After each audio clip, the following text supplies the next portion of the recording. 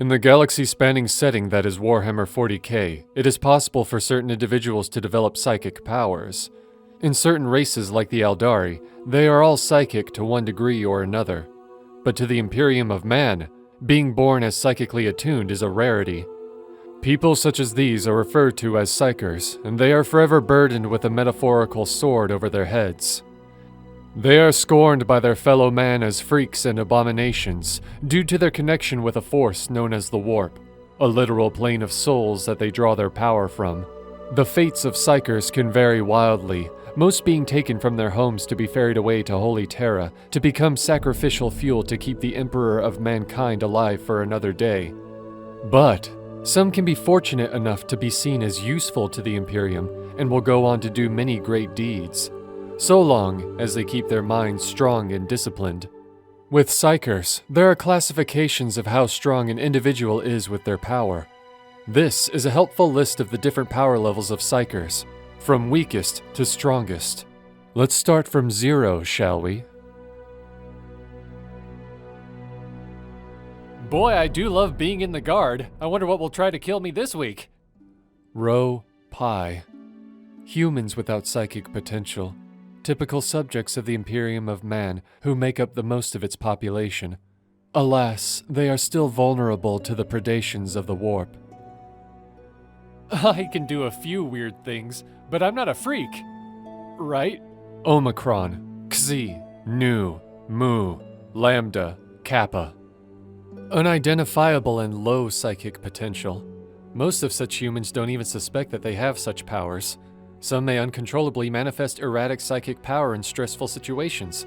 Very few rare individuals become aware of the true nature of their abilities, while most people attribute them to pure luck. I have survived the Black Ship, and the God Emperor has chosen me. Iota, Theta, Eta. Average psychic potential.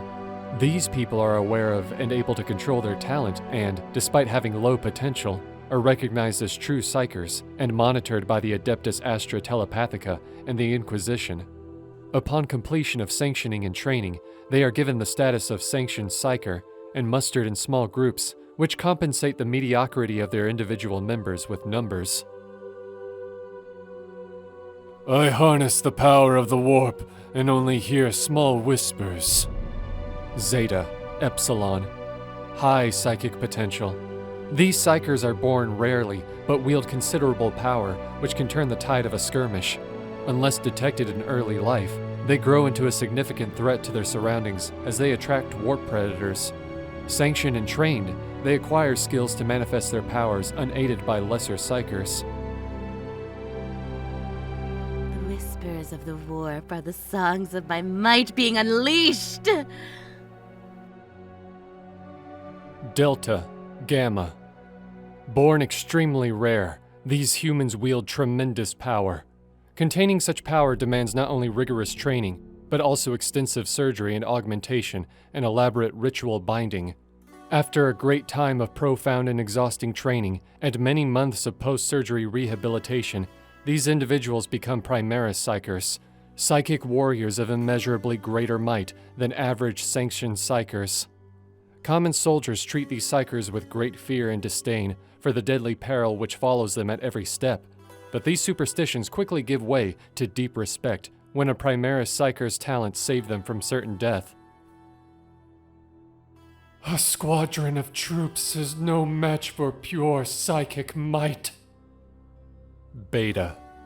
Incredibly rare and powerful beyond reckoning, Beta-level Psychers are the strongest psychic humans who can be considered stable enough to serve the Imperium and not endanger it.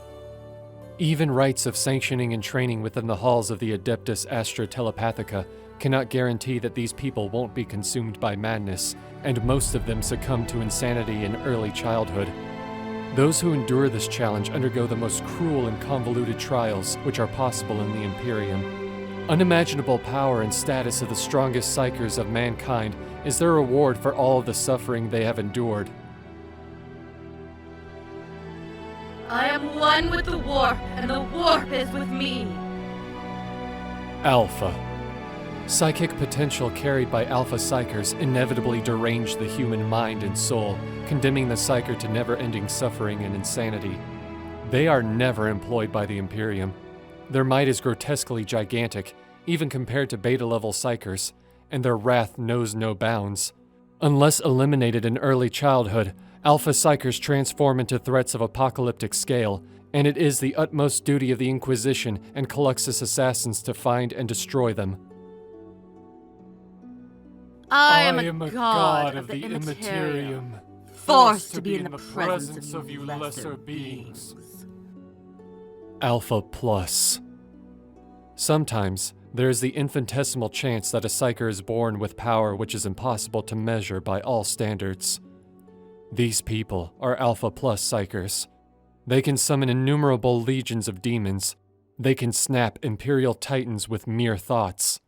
They pulverize entire regiments and turn humans inside out. Corrupted by vicious torrents of warp energy, they are unstable, unpredictable, and so insane that even alpha psychers look normal compared to them.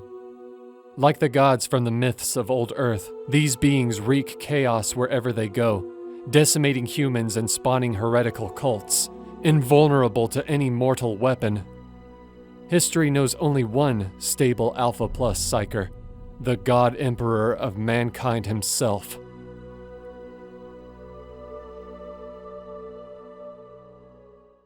Thank you for listening to my first ever lore video. If you'd like for me to do more of these kinds of videos, then please say so in the comments. What do you guys think about psychers? Honestly, I think calling the Emperor sane is kinda crazy, given what he did with the power that he had.